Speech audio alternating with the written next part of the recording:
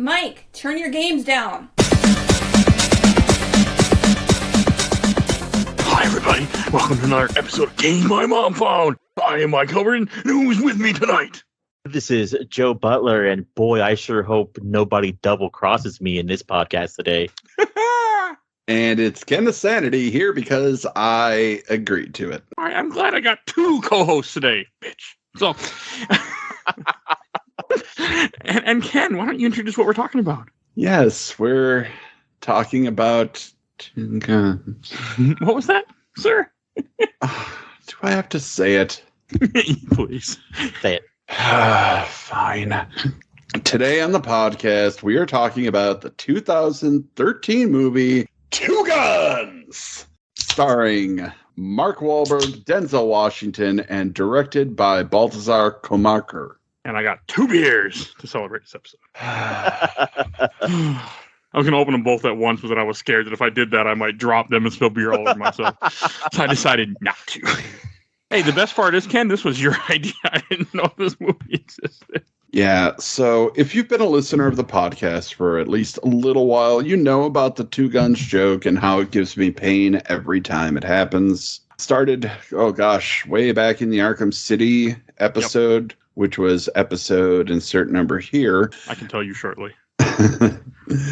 And from then on, every time anything is to something, like a number to something, somebody throws it back to the Two-Face line in Arkham City. Two guns, bitch, because it's ridiculous. It was episode 118 back in April 11, 2021 when that was released. I have been living with the fallout of this joke for over 2 years now. Mm-hmm. Please, someone kill me. Funny enough, I think the Two Guns joke is hilarious because the Arkham Knight episode was the first episode I listened to when Mike asked me to be on the podcast, and I was listening to the podcast to understand how the flow went. Arkham City, that's a good fucking game, man. Yeah, and we decided to watch this movie because I saw that there was a movie called Two Guns, and I laughed about it thinking, we'll never cover this. There's no reason to cover this. Well, here the fuck we are. It was actually one of the first suggestions on the Discord, which, please, go join our Discord. You see a link in the show notes. It's updated. It works. Please join. And you suggested it. I'm like, okay, maybe we'll get to it. And then finally it's like, fuck it, I don't know what to record. I can't do my spooky stuff right now because my wife is out of town and I got to record something because she's not here. So I got to record something. And here we are. Everything just aligned. And then imagine my surprise to find out, wait a minute, this movie is based on the comic book that I read many years ago. It is based on the comic book series Two Guns by Stephen Grant. And this is a stealth comic book movie. I have never heard anybody talk about this as far as being a comic book movie. Me either. I believe that. I never even heard of this movie until you mentioned it. I never even knew it existed. Look, I'll be honest, I didn't know it existed, and I pride myself on knowing about movies. Now this is just weird. I mean, also the nice thing is it was right on Prime, and I already have Prime. I'm like, okay, it's easy to watch. I didn't have to buy it. I didn't have to struggle with renting it. I was just able to just pick up Prime, and there it was. That was nice. Fantastic. Funny enough, if we wanted to, we could all join a group party and watch it together on Amazon Prime if we really wanted to. Did we? No. You know, honestly, we should have. Probably, yeah. I thought that's what you were pitching, Mike, when you're like, with the webcams and everything. I was like, are we going to watch this and just talk, make fun of it the whole time and record that? Which would have worked. I haven't done that yet with anything. I've never made a talk over track. They're called commentaries on movies. Yes. I've just never done it. I don't know. To me, it doesn't fit what a podcast is, because the idea of this, that you'll watch a movie at some point or play a game or read a comic, and then you're thinking about it, and then randomly get to listen to a few different people bitch about it or talk about it in a great way while you're just doing whatever. So that's why. That's my theory. But yeah, I had no expectations going into this movie. I'm like, this is going to be stupid. I was going to watch it by myself. I asked my wife, like, hey, do you want to watch this? She's like, who's in it? I'm like, Denzel Washington. She's like, okay, I'm on board. But yeah, no, I'm with you. I've never heard of it. I didn't know this was based on a comic book until you told us. Like, knew nothing at all about this movie. And it's, I'm just going to say it right off the bat, it's a damn shame that nobody talks about this movie. It is. I mean, this has got to be one of the Mark Wahlberg's better movies. I have an ongoing and another theory as to why that is. Because he does whatever he can? No. So, what year has this movie come out? This movie came out in 2013. This is a 2013 movie. This is after 2011, whenever we basically said, hey, we won the war in Afghanistan. This is after, so basically every single movie after this is pro-military, pro-like, oh, well, you know, we have to fight terrorists, or we fought terrorists kind of thing. So as much as this movie is what it is, it's not about that. And I'm pretty sure that's why it fell on the radar. Because, I mean, compare this movie to someone probably who wanted to go see, but the one movie I can think of that comes to mind is like American Sniper. You're probably going to watch the America Fuck Yeah movie first.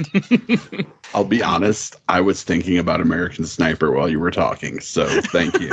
I always think of American Sniper, especially because like people say that movie's so good, and there's a scene where that guy's holding like a fake baby and pretending it's a real baby. And that's part of the movie. It's not like a weird PTSD thing. It's like they couldn't afford a real baby, so he's holding a fake baby. How can you not afford a real baby? They're like, you could just go to the mall and grab one. I mean, it's probably a safety thing. Like, well, we can't put a baby in danger for this scene. No, it's just him at home holding a baby. It's like, yeah, like it's just him like. Okay, then I mean, I thought like maybe some kind of scene where like they're doing stuff and they gotta hide it, but like if the guy just sitting in the house, couldn't you just go find someone who had a baby and be like, hey, we're gonna pay you a bunch of money to let us hold your baby on the screen? Okay. I mean, I think that would happen. Okay, like, I'm not here to cast any aspirations against the man, but is there any reason that Bradley Cooper can't be around babies? We don't know. We don't know at all.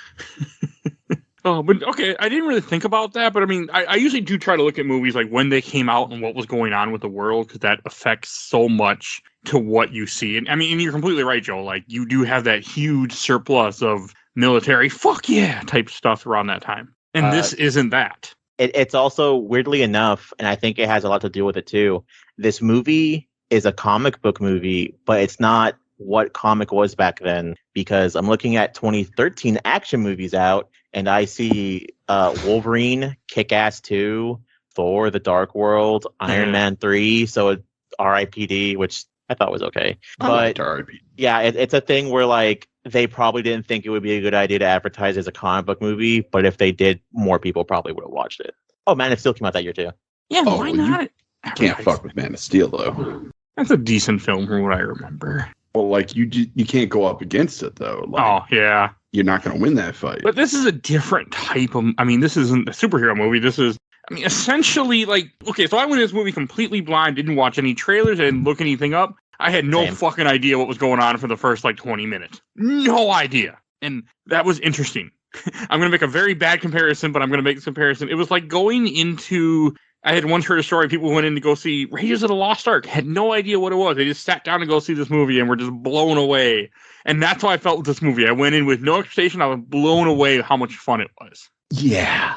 I mean, like, this, it isn't I think it is like 15, 20 minutes in before you find out that Denzel Washington is a cop or so. And then another, like, 10, maybe 10 minutes in, and then another, like, 15 minutes in before you find out that Mark Wahlberg's character is working for the Navy. And they're both undercover. So you can get Mark Wahlberg's in the Navy, but you call Denzel Washington a cop. He works for the DEA, Michael. That's still a cop.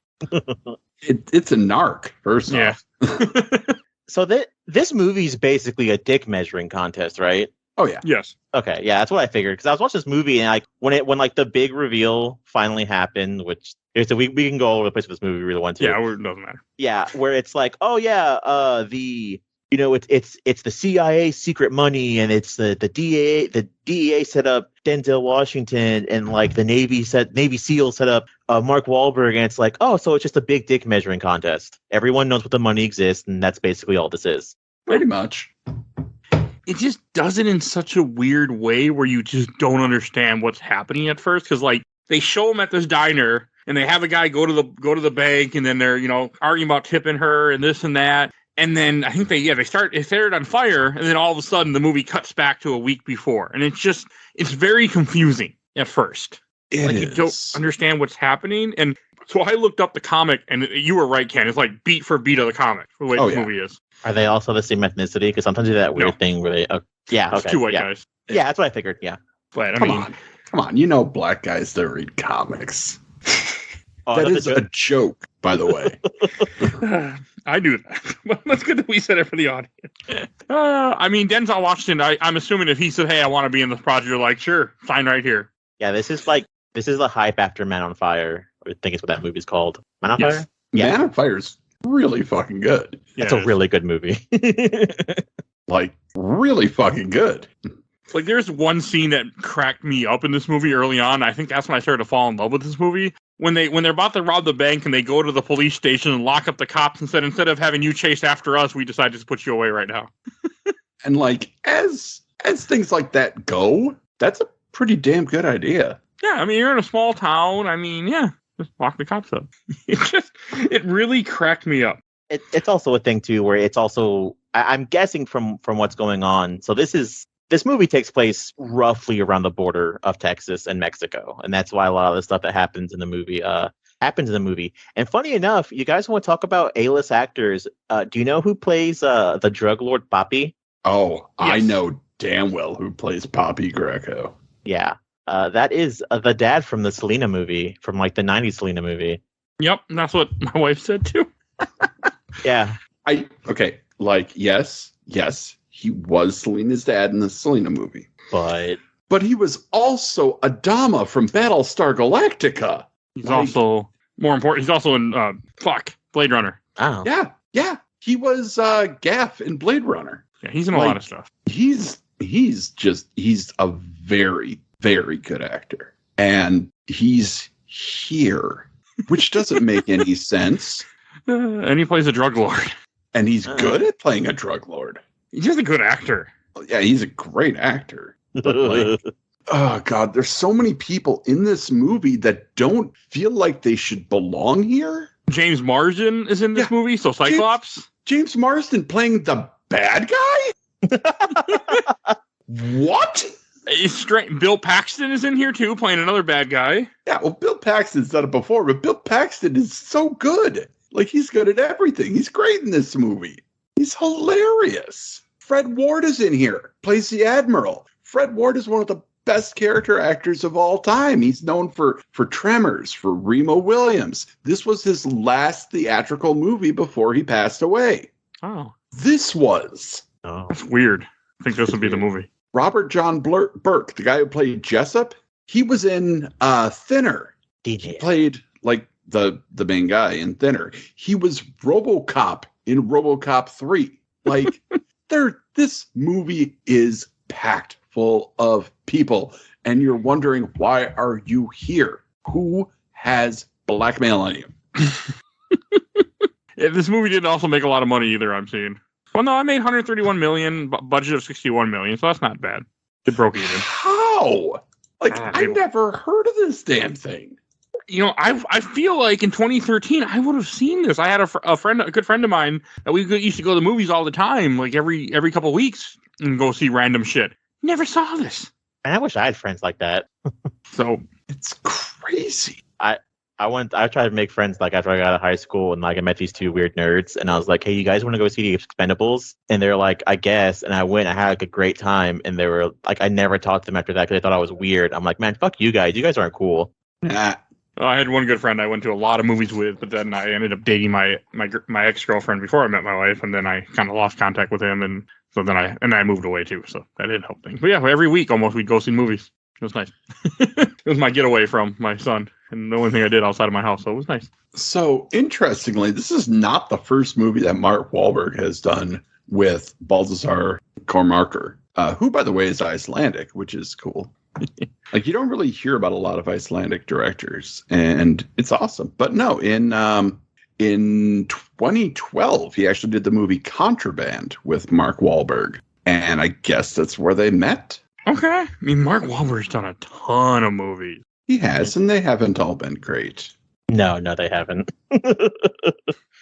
Oh, that's who else we got in this movie. Deb, the love interest, is played by Paula Patton. I only know her from Mission Impossible Ghost Protocol. Yeah, she was great in that movie. Yeah. So I'm gonna make like a weird comment, and I hope you guys kind of follow along with me on it. Did anybody else think that like she didn't get shot because it wasn't shown on camera, and think that she was still like double crossing them? Yes. Well, you see her body in the apartment, I thought, right? Well, yeah, you do later on, but like whenever like he like you hear him on the phone and you hear a gunshot and it disconnects. Part of me was like, oh, if they don't, I have a rule where it's pretty much followed by horror movies. If you don't see someone die, they didn't die. That's fair. I But- figured she was dead just because I didn't think she was working with the drug lord Poppy. I thought, because she was double crossing Mark Wahlberg and Denzel Washington. Yeah. But I mean, it makes sense. All right. So this is where the movie phenomenally deviates from the comics. Really? Because in the comic, she doesn't get killed by Poppy. She is absolutely screwing over Bobby and Stig. Called it. Like, totally. It's her and Quince. And they're working together. And then Quince kills her. And his closing line after he shoots her is just the most ridiculous thing. I'm trying to find it here. On the last movie she's done was in 2020 called 4 Kids and It. Okay. Yeah. Okay. But she also did a movie called Mirrors with Kiefer Sutherland, which is really good. 2008. Never seen that or heard of it. Oh, it's great. It's Supernatural horror film. Huh, that's why. It's legitimately good fun. Oh, Kiefer Sutherland. If I ever met him, I'd give him a very light slap in the face for replacing my favorite voice actor. But that's not his And fault. then be arrested. What was he arrested for? No, and then you'd be arrested. Oh yeah, that's fine. It'd be a light arrest. It'd be like an insulting slap, not like a I'm gonna knock some fucking teeth out slap. What were you gonna say, Ken? I don't know. I just lost my train of thought. I'm sorry, with I you. do that sometimes. But I liked seeing her again. I was like, oh, I haven't seen her in a few movies. I only really saw her in Mission Impossible: Ghost Protocol, and so I was like, oh, that's her. Yep. I was a little thrown off, like when you find out she's sleeping with Denzel Washington's character, and then I mean, it doesn't take long before you figure out that like, yeah, she's double crossing them. Like, especially when they go to the bank robbery, he's like, okay, be there at exactly this time, and she never shows up. I'm like, yeah, she's double crossing them. But it's just so much double cross. Like the way this movie just keeps like you never know what's really going on, and it's hilarious. The quips are hilarious. The way Mark Wahlberg and Denzel Washington play off each other is fucking just funny as hell. A lot of this movie, apparently, according to the director, many of the best lines from this film were all improvised by Denzel Washington and Mark Wahlberg. I can see that. I believe that. It felt like it. And not in a bad way, but it really felt like they were just saying stupid shit off each other. Yeah. Like, and that's honestly, I think that's why this movie works so well. They have such good chemistry together. Like, this reminds me of an old 80s buddy cop movie, Yeah. except they're not really buddies and they're not really cops. No. But they work so well together. And you can see they're having a blast with each other. Oh, like there's one part when they're still not working together yet where Mark Wahlberg put the keys in his pants and he's like, you can go grab it. I feel like a lot of that ended up becoming ad-lib. Oh, probably. It's the comments they make. Like, I couldn't stop laughing during this movie. I'm like, what the hell? I'm enjoying this movie. There's a lot of moments without them being in the same one that made me laugh. I think probably one of my favorite part of this movie was whenever Denzel Washington's walking through the desert and he comes across 2 racists and he not only steals their gun, he also takes their dune buggy. Yes. That was good. That was a good little thing. We're like, oh, we found you trying to cross the border. And they had like the thick accents and like, it was just like, you can't tell that this guy, is American. Like, what the fuck? Also, what the fuck are you doing? Oh, dude, racist people don't give a shit. No, I know. Yeah. They're the I worst. get it. It was just so stupid but funny at the same time. Also, that's very much a gun that we sell here in Texas, and I hate it. I'm not surprised. Yeah.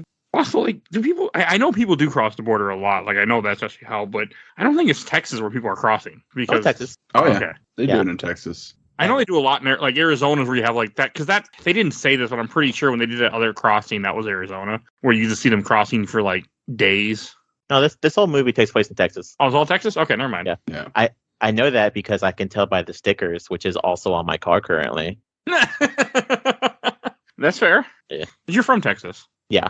I've been to Texas once. I drove in El Paso and I got on a plane, but that was about it. So Yeah, Texas, one of the states that has, free property tax. And so you don't have to pay taxes on your shit every fucking year. Missouri. Almost every other state, by the way. So. Yeah, I know. Wow. It's just one of those movies that it keeps you guessing. It keeps you entertained. Like, I mean, watching Denzel Washington and Mark Wahlberg just fighting each other because they don't know if they can trust each other throughout the movie. I mean, you go from having the one enemy with the drug lord Poppy to all of a sudden you find out that Bill Paxton is a CIA guy who's also like terrible and killing people, and they stole his money, and like this is back and forth. It's just great. And like, I don't want to throw any conspiracy theories out there, but is it possible that this movie didn't get a lot of attention because it portrays some members of the armed forces in a negative light?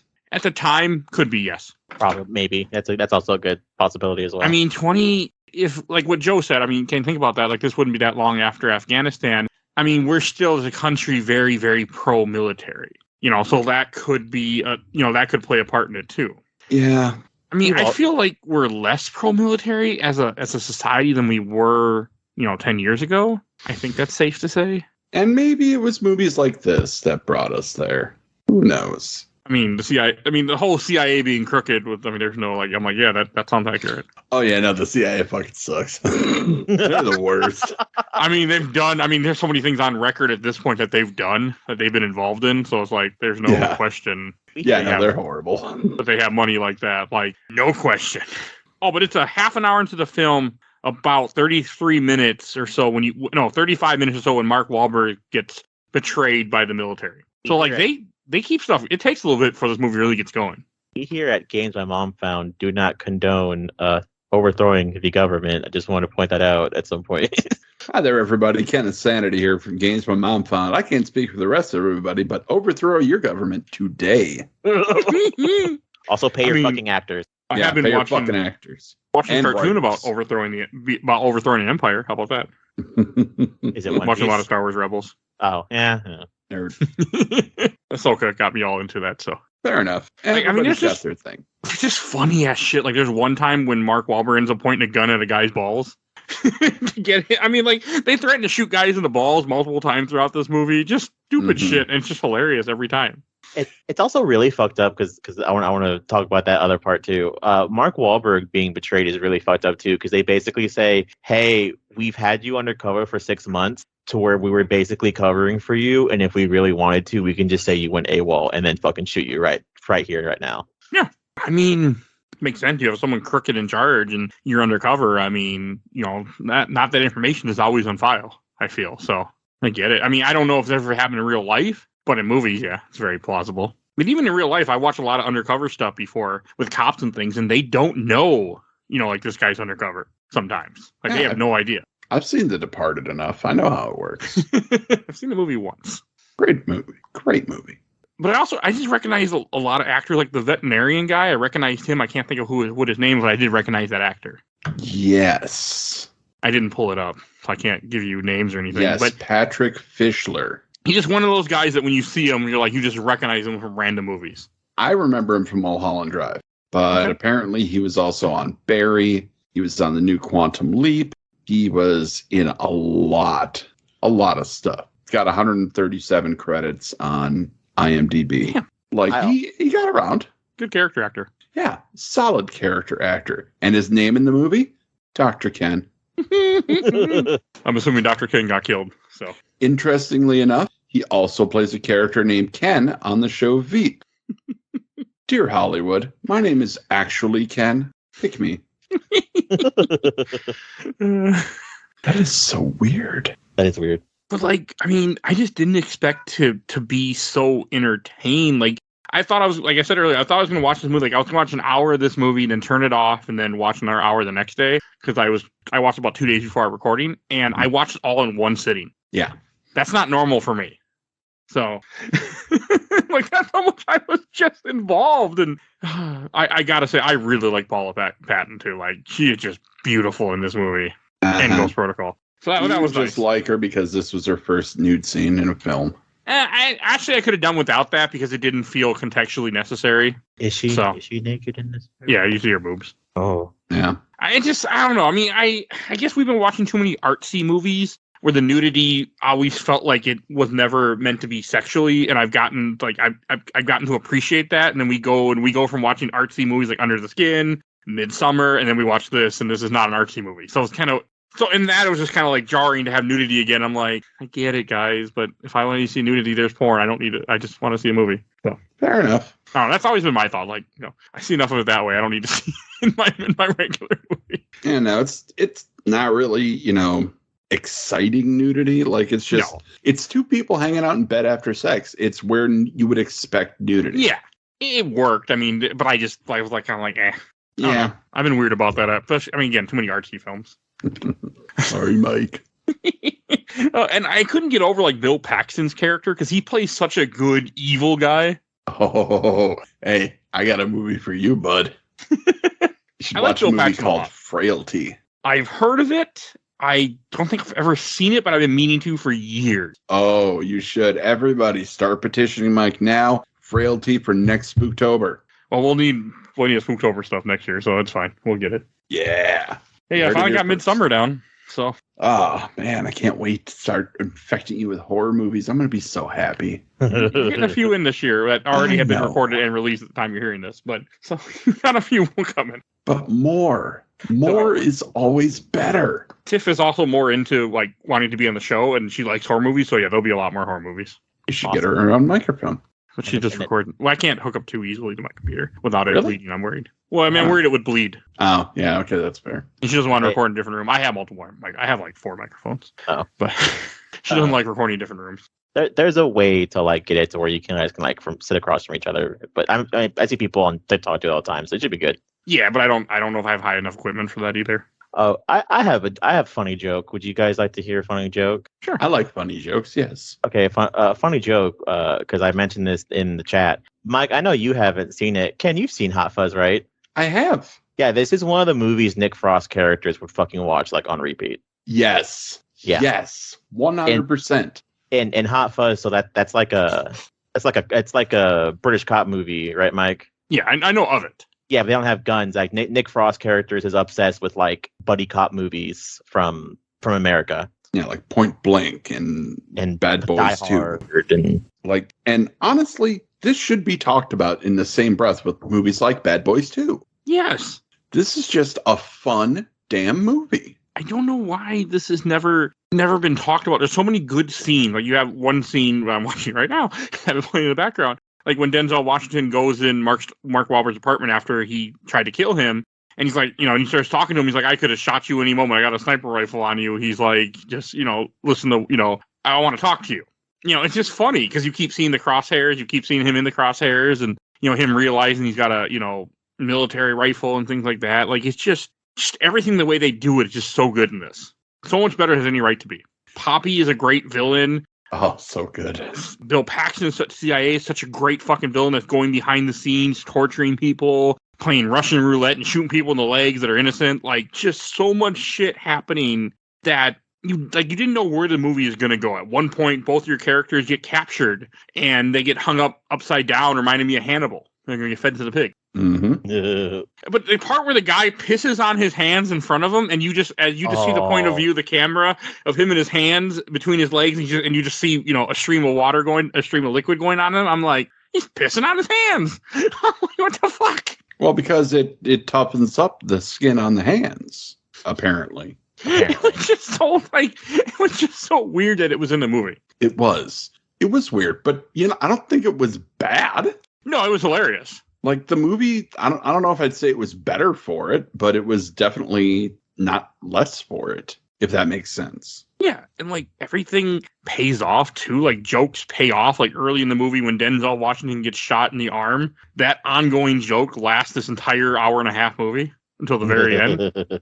Much like a certain Batman joke that just won't fucking die. Yeah, and little stuff like that, and it's just fucking hilarious.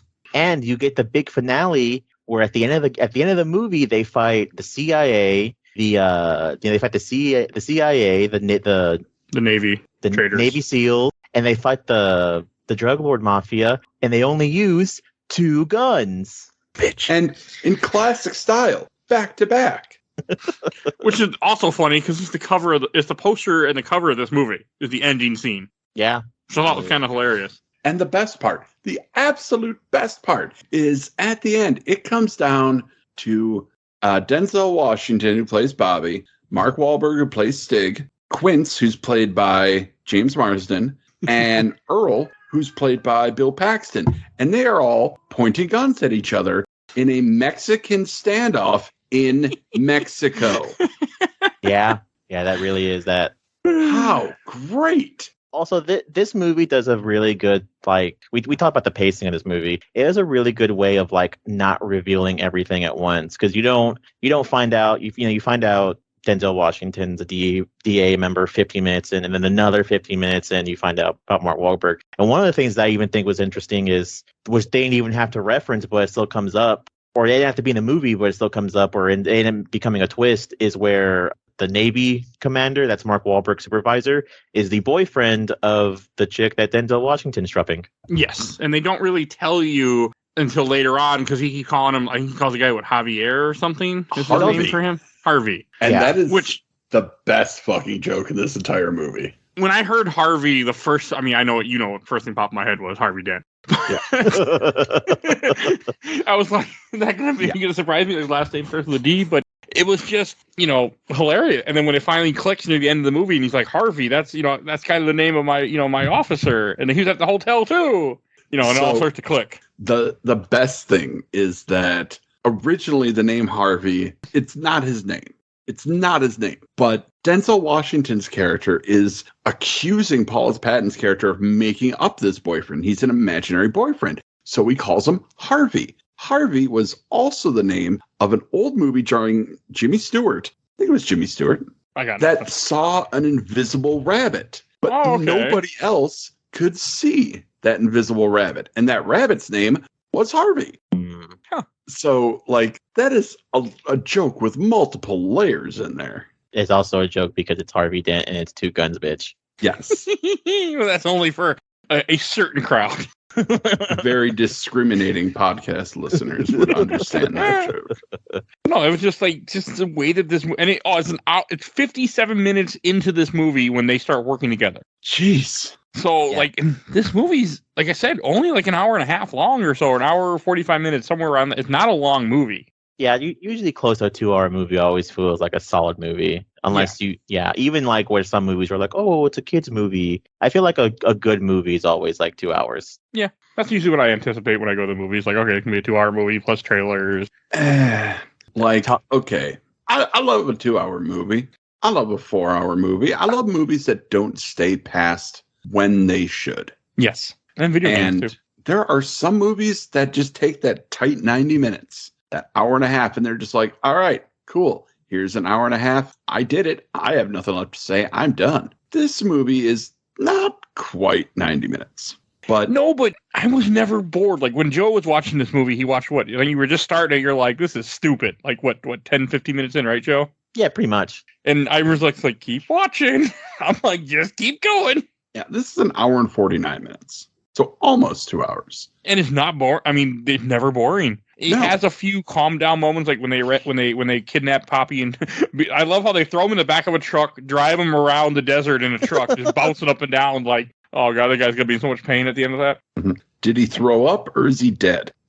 Probably both. Oh, he threw up. And then they just tie him up in the garage. You find out the garage is Deb's garage because he went to her house. He's like, "You said stop by any time." This movie is ridiculously fun. It's energetic. It's not a movie that demands a lot from you. No.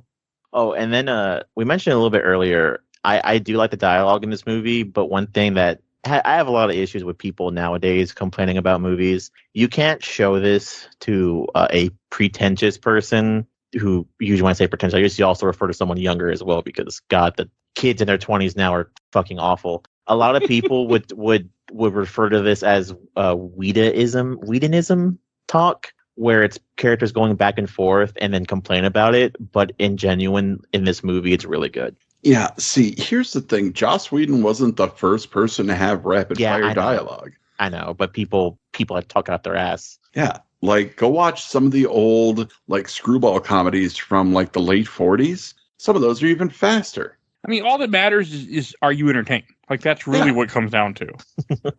Yeah, I mean, and I know I made a gladiators, but I was fucking entertained.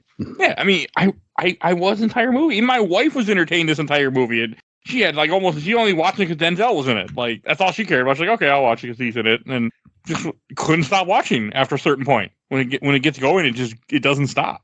Like, there's one part when they're running away after the two military guys in the Navy that are crooked, when they attack the house that Deb's at, and then they run off, and you have them get all of a sudden their car, like when they get crashed, and all of a sudden like all these cars, the Mexican cartel just come loading out, and that was hilarious. It was just like what 30, it felt like 20-30 cars of guys just getting out, and they're all dressed up in like stereotypical Mexican drug cartel outfits, white beaters, and I'm like, this is just funny. The bandana face masks. Yeah, like straight up, like, we're gonna make this as stereotypical as we can.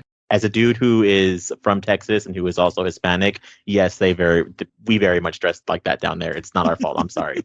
My grandpa still dresses like that. He's like 75. I mean, to be fair, the characters in this are also a Mexican, drug cartel villain, so it also fits like that. Yeah. Yeah. But it was just hilarious to me. Like, as we said earlier, it's just weird seeing James Marsden play a villain too. He doesn't ever really strike me as a villain actor. I don't think he's played a lot of villains, unless you count Cyclops, who's just an asshole. Cyclops is an asshole. Like, I don't think James Marsden has done a lot of villainous roles, and this is unfortunate because he does well as a villain. Yeah, he really does. Like, he's got the Hollywood big smile, blue eyes kind of thing going on, but he's got some darkness there, Yeah, he pulls it off. Yeah. I mean, like, there's another scene here that cracked me up when they go to steal a car in a parking lot, and they're complaining what car they should steal. And they go through all this trouble. He pulls out the wire to stick in and unlock the door, and the guy just breaks the window, and they just steal like a minivan or something, or a van. Yep. Yep. Minivans. I love them. I mean, this movie also kind of shows you pretty quickly that it's going to be a dark comedy at times. Like, because early on in the movie, they're down in the Mexican cartel very early in this movie, like the 10 minutes in, and they're like, oh, we're gonna, and he's like, oh, I'm looking for Little Toro. He's like, you just moved him, and he opens the bowling bag, and it's just there's the guy's head. Yeah, that didn't expect that. No, but like it was. I really don't want to keep going back to the well of saying give this movie a chance. You might be surprised. It's fun, but some of the dialogue in this movie is just off the charts, ridiculously great. Like when they're getting beat up and they're upside down after the guy pissed on his hand, he's like, I don't care what you do with me, the bat, just don't put your hands on me. Pretty much. Yeah. I mean, you're getting beat in the chest with a baseball bat. It was not a baseball bat, actually. Oh, what is it? It is a axe handle without the axe head. And then there's wrap around the handle part. Oh, okay. Yeah. That probably hurt worse. Yeah, that probably does hurt worse because that thing's probably like a lot thicker. Yeah. Yeah, that sucks. That was not pleasant. Not pleasant at all. I mean, you just screwed over a drug cartel. Like, it ain't gonna be nice. Like, you're gonna be murdered slowly. Also, this movie made me realize I don't like certain villain monologues, especially when they're repeated like more than once. Where like the CIA guy's like, "You ever play Russian roulette?" And he's like lining the bullets up. Yeah. And it's like, you pretentious ass. Everyone knows what Russian roulette is. I think he does it twice or three times? Twice, I believe. Yeah. He has it once to the vet, and then he has it a second time at Denzel Washington, and he thankfully does not blow his fucking balls off. That'd be the end of the movie right there. I'm pretty sure if you took a shot right in the groin, you wouldn't be okay. No, but the upside is your body would probably go into shock before you had a chance to feel it. I don't ever want to find out, though, by the way. The big finale is also great because you have all three people showing up. You have Mark Wahlberg, who lied to the Navy SEALs saying that he has their money, and they're at the drug cartel, and the CIA shows up for Denzel Washington, and he is just sitting in what is apparently Poppy's car with just mounds of fucking money.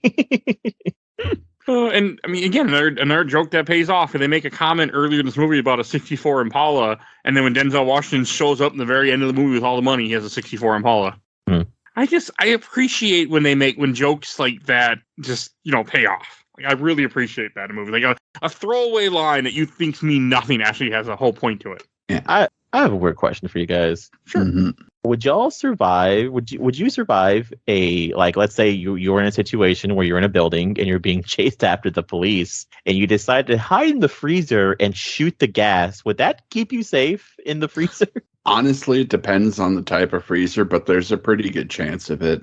I don't think the explosion would be that big though, right? No. Like you probably just blow up the kitchen. You wouldn't blow up the whole fucking building, apparently. No. No, that explosion was way too big for just a gas line. But I mean, it was a military base, so yeah, it was effective though. Like it was fun. yeah. and then when he's escaping that, he puts on an admiral's uniform or something like that and just kind of walks off like he belongs there. Yeah, Smart. and that's Which makes great. sense. I feel like he wore that uniform in other movies before too. That I've he's seen. probably done. Manchurian Candidate, maybe. He's Denzel Washington. He Yeah. projects authority. Which is why it's so good to see him playing against type and just being kind of a shithead in this movie. That's fair. Like it's fun. I think Mark Wahlberg is always known for playing like some form of sociopath, so it's fine. I've seen The Happening, and I would have to disagree with you there. Never seen that movie. Yeah, which one is that? It's a movie that's the Killer Plant movie that M. Night Shyamalan directed. See, Yeah, you say The Happening, but I just keep picturing the fuck is that movie called? The Mist. Yeah, Happening was the one where they had the trailer for people to start dropping dead. And you don't know why. Yeah. Oh, okay. Yeah, okay. That was like how it opened up, and it was back when M. Night Shyamalan was still like Popular. exciting. Yeah. Look, M. Night Shyamalan still got it, all right? He just put out a movie last year, or was it this year? I don't know. Knock the Cabin, super great movie, based the one on a with Batista? great book. Yeah, I haven't seen And that Ron yet. Weasley. Yeah, he's in that too, I think. Yeah, he is. And honestly, they're both like super good. But we know my thoughts about Batista because we talked about it during Blade Runner and how 2049. Batista is the better actor of The Rock. Yeah, I agree with that. And John Cena is better than The Rock. Peacemaker right there proves it. Come at me, Dwayne. I'm ready. I watched that fight. The Rock beating up Ken? I mean, I don't think it'll last too long. Ken would get a good few hits in. I'd fight dirty. Yeah. When you fight a dude who eats like 50 hamburger patties to like stay that buff, you got to fight dirty. Remember, he never did steroids. No, never. Oh, everyone's done. All those guys have done steroids. I know. No, I'd basically be like the dude from Chainsaw Man. Whenever I'm in a fight with a guy, I go straight for the balls. Ken, that is the best reference I've heard all fucking week. Thank you. I'm not saying I could win in a fight, but I'd at least survive. I'll get a few good hits in. Yeah. I mean, I also think it's impressive how this movie ends up giving you the, like, when you see that Deb's been captured by Poppy, and then he's like, if you don't bring me the money that they promise they're going to bring the CIA, you know, they know what's going to happen to her. She's going to be killed. The thing that confused me, when Denzel Washington goes to a random motel, what made him go to that motel? That I missed. And I wanted to ask you guys about that. Isn't that the hotel that he's strapping his girlfriend in? He goes to some place, some apartment. I think maybe his apartment. That's when he finds her dead body. Yes. Yeah. And you do see her dead, so you know she's not fucking with him. Yeah. But no, the ring, I think, was a signal because it was on the wrong finger. So they probably went back to the place where they had like some kind of a good memory or good time associated with, and that's where the money was. It's on the thumb, because that's what confused me. Because I mean, I was thinking, okay, at the hotel that he met her at that one time, he goes to a random shitty motel where they don't have room service. By the way, they don't have room service motels. But someone got that joke. Yes. So I believe it's the same hotel, but I think it's his pinky rings. I want to say you see him wearing it whenever he rolls up with the money. Her putting that ring on her thumb is signed for them to go fool around in the hotel. I guess that was the hint. Okay. But I was just confused. I mean, because I guess she double-crossed Cyclops and then hid the money in the motel. Because it wasn't like she was supposed to be in on it, right? Was Cyclops supposed to split the money between her and him, and then she decided to run with the money? Yeah. 43 million's gotta be a lot of fucking money, though. That's a lot of fucking money. Okay, I really want to talk about 43 million. Sure. Okay. Like in the comic book, it is a very round number. It is 50 million. Okay. And in this movie, not only is it 43 million, it's 43.125 million. I know that because you hear it a lot. You do hear it a lot. You do hear a lot. And I don't know why. That is such a weird number. I mean, I wonder if someone just said it by accident. And they're like, "Yeah, this works." Or it's a dumb joke where it's like it'd be funnier if it was very specific every time. Like 69 million? Shit, that's hilarious. Yeah, that would have been funny. I got to refrain myself every so often in work and other things when the number 69 comes up for something and not say, nah. No, I always do. There's no point in trying to hide who you are, Mike. I don't hide it on here. I have a podcast, so I can speak who I am to the world. To the 100, 2,000 people listen to this podcast, so because it varies per episode. About 100. Hey, thanks, guys. We do this for you. Now, to be fair, because we're the ending part of the movie, one, I do think it's fucking funny that they're walking away and you see all of like Poppy's helpers like picking up the money. Legit, also same. I feel that. Oh yeah.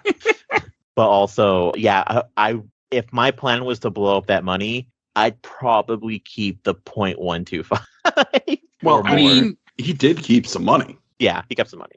They're not going to know what exactly that amount looks like when you... I mean, it's just so fucking funny because he brings it in the car, he gets out of the car to give him the money, and then he just blows up the fucking car. I love that. Oh yeah. That's so great. You know, because he knows they're not going to be able to get away with it, you know, exactly. Like, so it was just so funny just to watch them just blow it up, and then, you know, they do the fucking cover of the movie. That's what I love too. Pull out the guns, go back to back like we were saying, and you just start shooting, and you just see the money falling, just like the cover of this movie. And it's just weird to me that the cover of the movie is the ending of the film. I just found that I didn't expect that. That's how they get you. Well, no, I mean, maybe I don't watch enough movies, but I feel like that isn't a normal thing. But again, this is an action movie. It isn't a, you know, drama. Well, nowadays most movie covers are basically just a cheap, shitty Photoshop photos. Yeah. Or the movie posters, rather, that are like just heads on a background. After thanks to you, Marvel. But like that one, like the cover for this was the poster, and it's not a great poster, but it's a poster. It got my attention. Yeah, like it's not some dumbass, you know, heads against the background. There's gonna be orange and there's gonna be blue.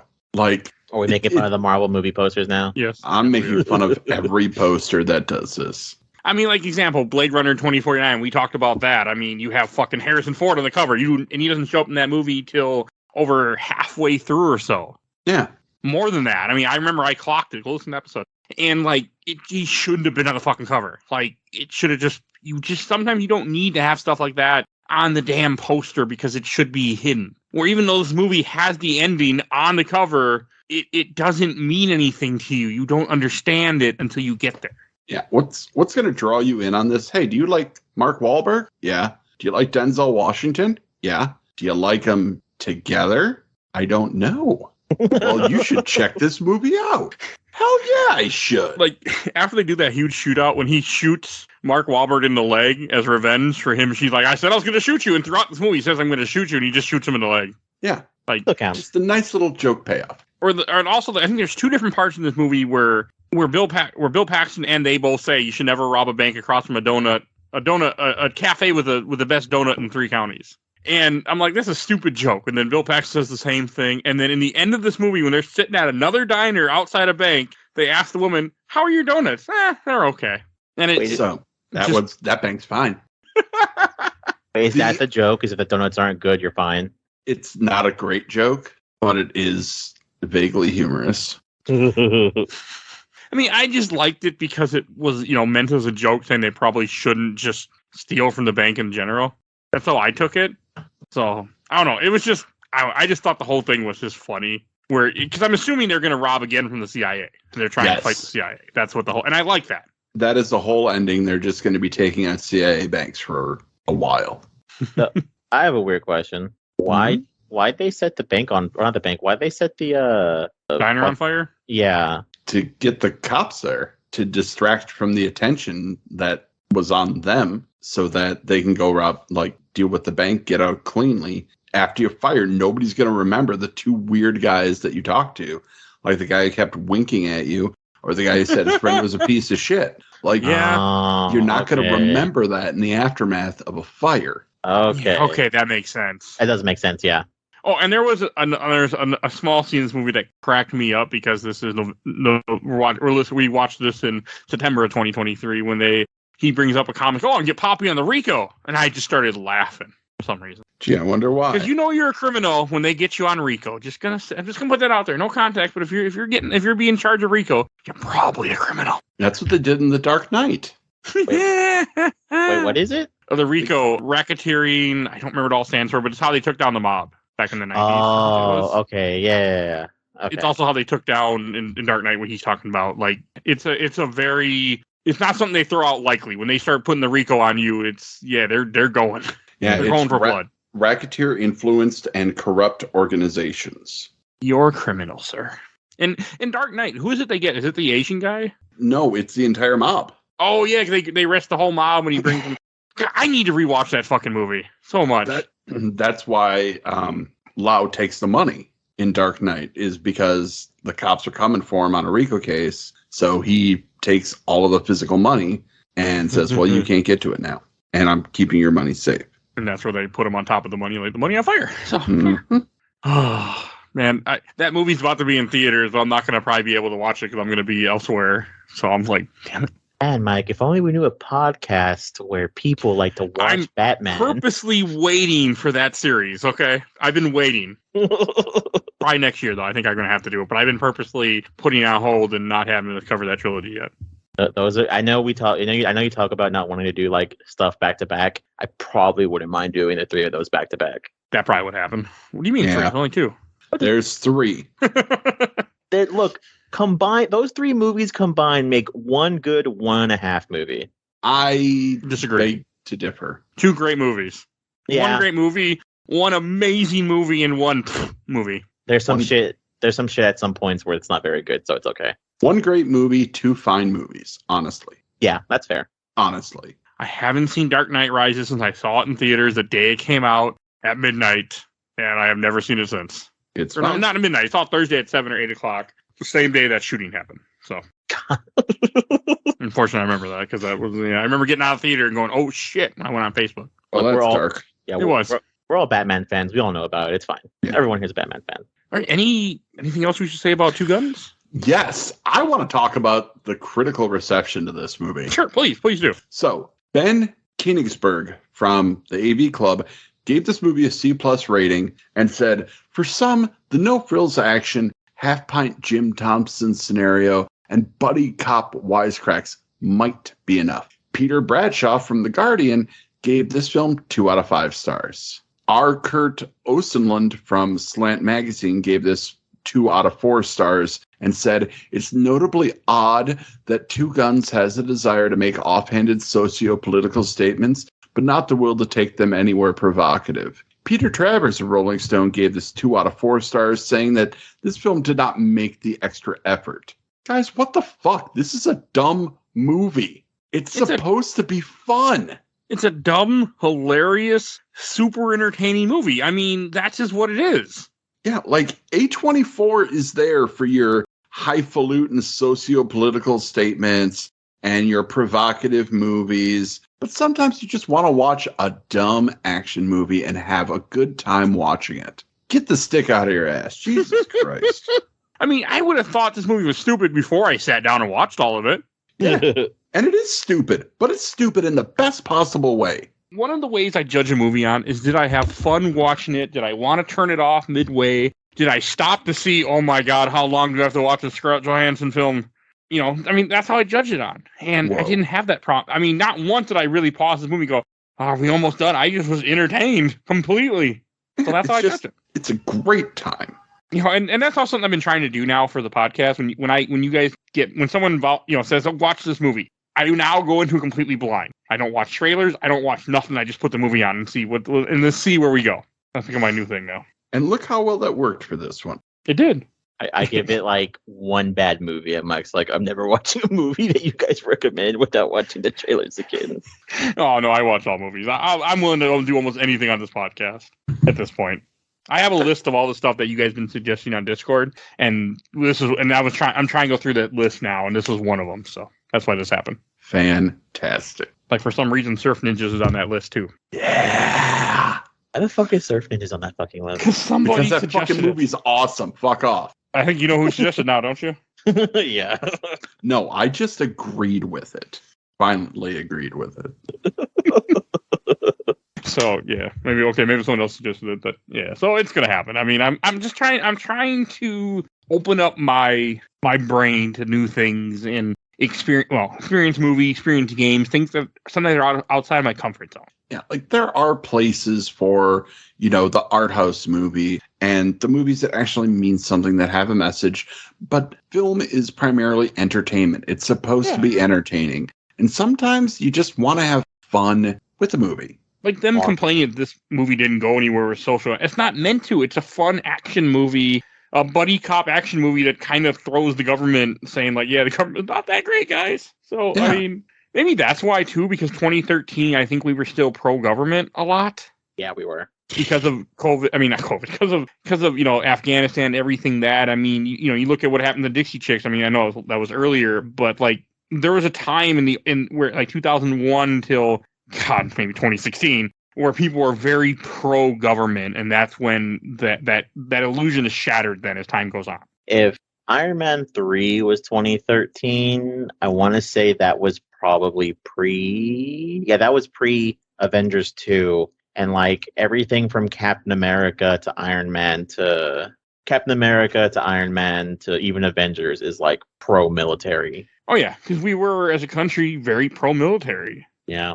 I mean, I think we still are, but not. I don't think we are. Yeah, Not probably not. No, I mean, I'm not pro-government with certain things for certain types of government. But you can read through the lines all the time and listen to what I say. But other than that, I'm fine. But I've never been really big in the military. Like I appreciate what they do, but I'm not. But I'm not like, oh, let's go wave flags and do all this. Like, no, thank you. Oh, like every time I see the back the blue flag, I'm just like, oh. You want another proof? You want another proof? Another movie this year is G.I. Joe. G.I. Joe is just military propaganda. Yeah. G.I. Joe, what is that? Retaliation? Retaliation. That's the one with Dwayne "The Rock" Johnson? Yeah, he's specifically on the cover. Yeah. The one that broke that freaking like franchise for a while? Yeah. Yeah. Yeah. The first one I thought was good, but I haven't seen it in a long time. Nah, it was stupid, but not as stupid as this movie. And I know that sounds bad. I don't mean it to sound bad at all. I mean, hell, at one scene in this movie, you see Mark Wahlberg just shoot a bunch of chickens in the head that are tied up, that are buried underground for some reason. Yeah, I wasn't aware of that happening. It doesn't happen in the comic book. But hey, if you like your chickens unmessed with and not shot, maybe don't watch this movie. Also, not covered in dirt. Like, that ruins a chicken. You gotta dig a bloody headless chicken up out of the fucking ground. And now it's covered in bullet holes because you guys missed like fucking 5 shots. You're not even aiming at the goddamn things. Maybe they just suck at shooting. How do you own a cartel? Well, no, that makes sense. How do you own a cartel and none of you guys know how to fucking shoot? Come on. Look, that's why you how many drug documentaries have you watched? I've watched a ton. Businessmen. It makes sense. I also know way too much about the Cali cartel and the Medellin cartel. It makes sense. I mean, they had people that were specially designed, like hired. They were, assassins. So the Mexican cartel is not that far off. You'd have people that actually were assassins. You have dumb fucks that just work for you. Yeah. You have people that like that's their job as hitmen, like straight up. Like watching one documentary I watched was a guy named Popeye. That's his name. I forget how many he's killed hundreds of people. He's not in prison anymore, but he used to work for Pablo Escobar, and like they were talking to him. It's like, yeah, I don't think I'd want to talk to that guy. Like just like random people in the street, like, oh, can I get a picture with you? I'm like, let's not get a picture with the guy that's murdered all these people. No, I don't know, man. Gotta learn somewhere. I mean, I watched a lot of Narcos is another show that kind of talks about the third season goes into the Mexican cartel and stuff like that. And then they had their own show that's a spin-off. Oh, but one thing to kind of go back to that does relate to this movie, the Mexican cartel did kill one DEA agent, which led to a whole bunch of shit problems for them. Because then the DEA came down like huge on them after they killed the guy, which is they shown in that show too. But like they tend not to kill DEA agents because it causes problems for them. They tend to leave them alone. Oh, okay, that makes sense. Kiki. Oh God, it's a famous story. I can't remember the guy's name that gets killed, but he's played by the actor that's an Ant-Man, Luis, played by that guy in the Narcos show. And when I remember watching that show, as soon as I saw the guy's name, I'm like, oh no. I looked it up, I'm like, I know where this is going. Because it's a famous person that was murdered. Like, So yeah, watch that show. That's what I want to say. It's not funny, but it's good. All right. I can talk a lot about drug cartels. Okay, I know way too much information about them because I love that type of stuff. I don't know. I find it very interesting. Finding out a whole lot about you this episode, Mike. I love documentaries. I love learning things. And I love learning about criminal organizations. I just find it so interesting. That's So, fair. anything else we should say about Two Guns that we might have missed? I don't have anything else. Thank Oh. you. Small thing with the Admiral. There's that one scene when Mark Wahlberg's whole plan is to break into this base and talk to the Admiral, tell him about his officer above him that's a shithead. And that's when the guy's like, hey, you're both AWOL. I'm not helping you. Get him out of the base. Yeah. He's like, it's your problem. You're an idiot. You listen to orders. And I'm like, yeah, that feels fitting. I was going to say, I think Mark Wahlberg's necklace is fucking douchey and stupid, but that's pretty much it. Probably the point, though, yeah. Yeah, probably. Yeah. Also, this movie reminded me of a really weird trend from very specifically 2013, which was painting your car matte black. Oh, I remember that. Yeah. I know three people who have matte black cars. I'd love a matte black car. You gotta do it right, though. Oh, yeah. You can't just, do it with spray paint because it gets blotchy and... There's a kit you can do it, but every time I see someone who's like, "Oh, I do it at home," it's always super blotchy and hey, you let it you put it on too wet and now it's you have it leaking on some of the chrome or something or on your bumper. It's no, it's fine. I'm like, no, it looks fucking ugly. If you're gonna have your car painted, just do it professionally. Yeah, just do it fucking professionally. Or get an air gun, one of the actual ones that they use to paint cars. Don't use a spray can. Look, I spent $300 buying a 3DS when it was $20 more to buy one that was already hacked. I wish I had bought the already hacked one. Your logic is sound. Yeah. I don't have anything else to say about the show. So, all right, let's go to Shelf Stacker Box. And Ken, why don't you go first? I'll be honest, I did not expect this to end up on the shelf. But here we are. I will watch this movie again. I can promise you that. Okay, and Joe. As much as this was a great movie, I probably wouldn't watch this ever again. It's on Amazon Prime, but I had a pretty good time with it, but I probably won't remember it unless someone references it again, so I'll probably put it in the stack. Do you mean to hear it referenced many, many times on this podcast now? Oh, yeah. No, completely, yeah. Mm-hmm. But I also, don't get me wrong, though, it's not a bad movie. I also had a really good time with it. Okay. And I'll go last. I'm going to put this in the shelf. Like I said, came this movie, no expectations. I'm like, this is going to be stupid, but it'll be fun to do for the show. And this is a movie that I could see myself, if I watched movies more than once, which I don't very often, just randomly throwing it on while I'm editing or something. Because it was just really fun to just watch and listen to. It was hilarious. And that's sometimes all you need. Sometimes you just need a movie. It's just fun, And that's this movie. Yeah. It's not sad. It's just fun. Yeah. If any of y'all want to come over to my place, watch the movie, come on over. I'll be happy to sit down with you and watch this movie. So it was nice. I mean, sometimes you just need that. Sometimes you just need a random action movie to watch that it's not what you expect and you have a good time and you leave happy. This would have been a fun movie to randomly watch in theaters. Yeah, I honestly wish, after watching it last night, I wished I would have seen it in theaters. There's not a lot of movies like that I can say, but I really enjoyed watching this. Just not what you think. But again, Denzel Washington, you're usually in for a good movie. Usually, yeah. Yeah, usually. One movie, before we wrap this up, I do want to, because we still got a little bit of time, I want to mention one movie that I always think about when I think of Denzel Washington is Fallen. Yes. From 1998. Yeah. A lot of people don't know about that movie, surprisingly. Which is a damn shame. If only there was some kind of platform that we had to talk about great movies that people don't know about. Well, I completely forgot the movie existed until last night when I was talking about movies with my wife and Denzel Washington, but that's a fucking great movie. Oh, that's a banger. Have you guys seen the Not Connected TV show? No. There is a TV show that aired on ABC. It was a weird special, and it was also called Fallen. But it is a movie about a kid who is supposedly the chosen one because he is the son of an angel and they don't know who. And that's the whole plot of the movie. And I will spoil the plot because it's the most out of pocket thing I've ever seen, to which the 3-part, 4-part, 5-part TV show movie series ends where he does end up going to a church and they say, hey, your dad's in there and you're going to have to fight him and you're going to have him confront what he does. And he opens the door And a man stands up and he goes, "Who are you?" And he goes, "I'm your father." And people didn't think that it'd be an angel, but it's me, Lucifer. He pulls his head back. It's the fucking dad from Malcolm in the Middle. Oh, that's great. And I'm like 12 at this point. I'm like, this is the fucking coolest thing I've ever seen in my fucking entire life. Like, honestly, I had no interest in watching this show, except for now. Now I do. Wow. Bryan Cranston playing Lucifer. That's fucking wild. And they have a full-on, like, flaming sword fight. It's, like, the coolest thing ever. Huh. Damn. See, that's why you come here. That's cool as shit. All right, I think that's everything that we need to say. So we did it. I listened to a suggestion. So if you want to suggest things, join our Discord. You'll see a link in the show notes. Please. It's a good time. It's a good time. We have fun. Yeah, it's been more active now, too. So I'm still getting the hang of Discord, but it's there. All right, and if you enjoyed this episode, there's over 500 other episodes you listen to on this podcast. You can find everything we do on Podbean and Games My Mom Found. And you have a search bar. Type in Star Wars. Type in Mega Man. Type in Kingdom Hearts. Type in whatever you want. You never know. We've done so much different stuff.